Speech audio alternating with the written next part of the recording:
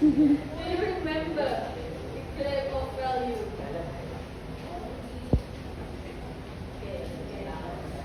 Natasha, do you remember the answer? Yeah, it's Karen. Okay. Next game.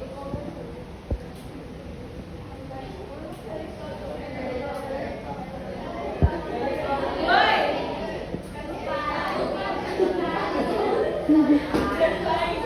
Okay, okay.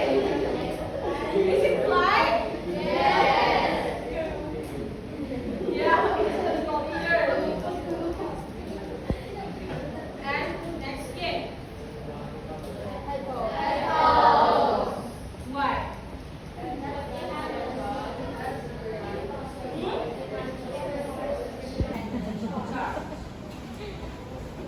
What do you think about rock and chart?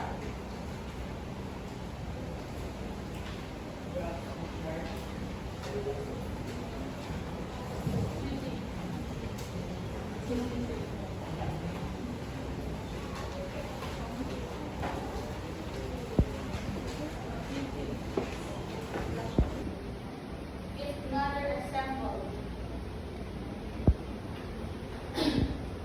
Favorite summer activities.